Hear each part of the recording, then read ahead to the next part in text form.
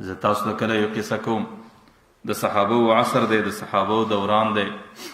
یو زنانه د صحابیه زنانه د الله تعالی ډیر لوی حسن و جمال ورکړی دی، او د یو ډیر امیر او مالدار صحابي سره د هغې زنانې نکاح وسوله.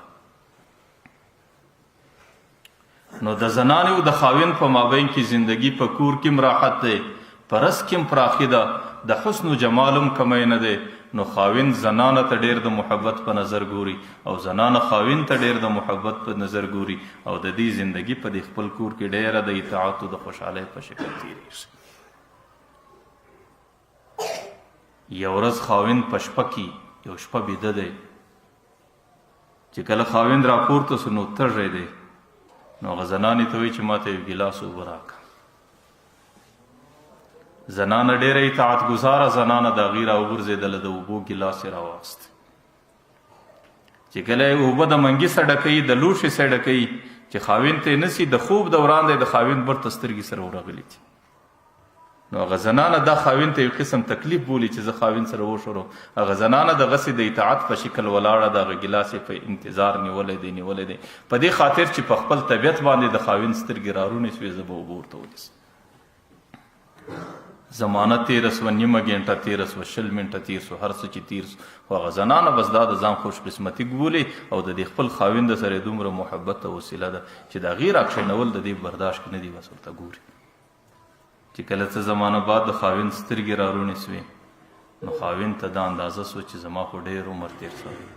مره ورته یې زنانې د هغه وخته څه دغسې ولې دې پر ما باندې غږ نه کوئ؟ نو هغې وایي زما زړه نه غوښتو چې ستا خوب در خراب کړم. نو خاوند ته ډېره د محبت جذبه ورله. مره ورته یې زنانې دا ستا د دې عمل بدله پر ما باندې دومره قدر لري، لکه خاوند چې کله د زنانې سره ډېر خوشحاله سي، نو زنانې ته دا وایي چې زنانې چې زه به ستا هره غوښتنه پوره کوم. مره ورته په خدای قسم چې زما څه کومه غوښتنه وکړې، زنانې زه به هغه پر دی زه ستا د ناز په خاطر پوره کوم، چې زما په وس کې هغه ته زما څه غوښتنه. هغه زنانه ورته پر خبره ولاړې، ایا دا خبره په سوچ و سمج و په فکر باندې کوې که هسې په جذبه کې رالی؟ هغه ورته نه، په سوچ و سمج یې کوم، پر دې باندې زما ستا سره وعده ده چې ستا کم ناز زما په وس کې زه به هغه ضرور پوره کوم. چې کله زنانې 2 و 3 ځله خاوند پر دې خبره باندې راوګرځوئ، نو هغه زنان ورته وایي چې بس زما یو ناز دی، هغه به نن را پوره کوې. زما ناز دا دی چې بس ما ته طلاق راکړه، زه نور ستا په کور کې اوسېدلی نه سم، نه زه ستا په کور کې زندګي تېرولی سم. هغه خاوند ډېر حیران دی، زنانه ډېر حیران. خاوند باندې د هغه زنانې مطالبه او طلب دومره مشکل سو چې هغې ټوله شپه بیا په غم او په ژړا کې تېره کړه.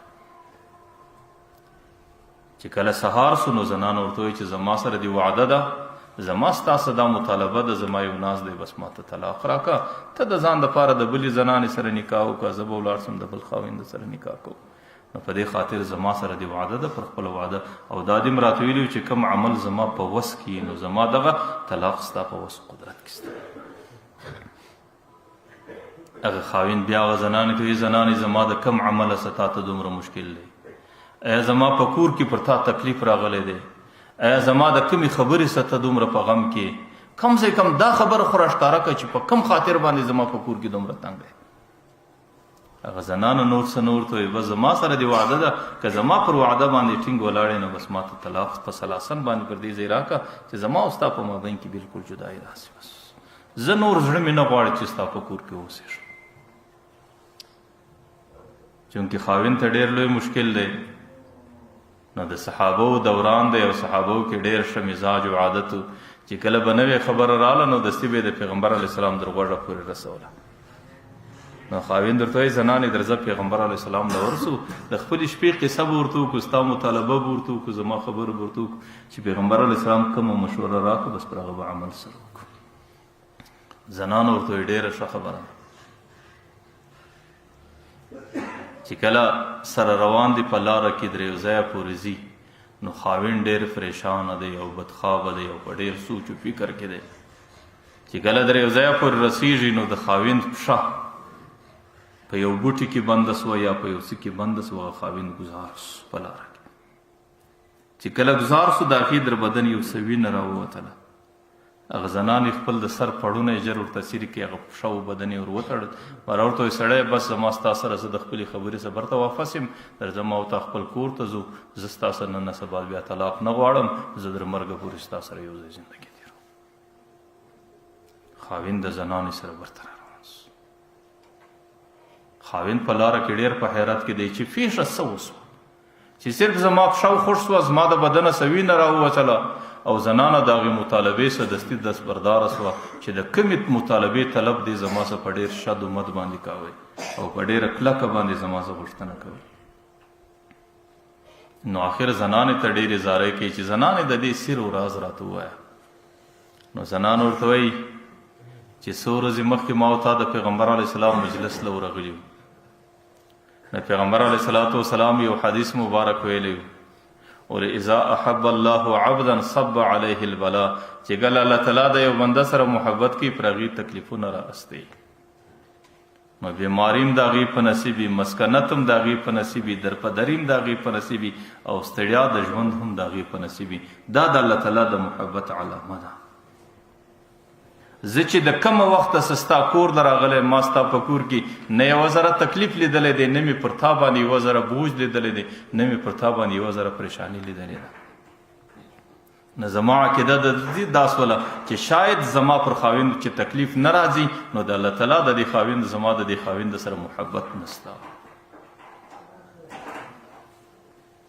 او چې کله د الله تعالی د دې خاوند سره محبت نسته نو زه ولې خپله زندگی او خپل خدمت د داسې چا خپله زندگی د داسې چا په خدمت کې صرف کم چې د هغې د الله تعالی د هغې سره یوه ذره محبت نه لري او زما ټوله زندگی د هغې په محبت او خدمت کې تېره سي.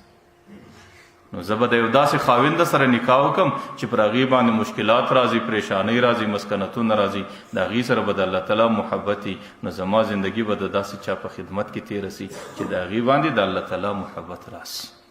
لیکن چې کله ما او تا په سفر کې رالو او ته ګزار سوې او ته ډېر په واویلا سوې او ته خوږ سوې، ستا د بدنه څه وینه راله، نو ما پر تا باندې ډېر د مصیبت او د غم آثار ولیدو. زما د عقیده سوله چې زما د خاوند سره د الله تعالی محبت دی، ورنه الله تعالی په خپل محبت پر د باندې دا بوج راوړي.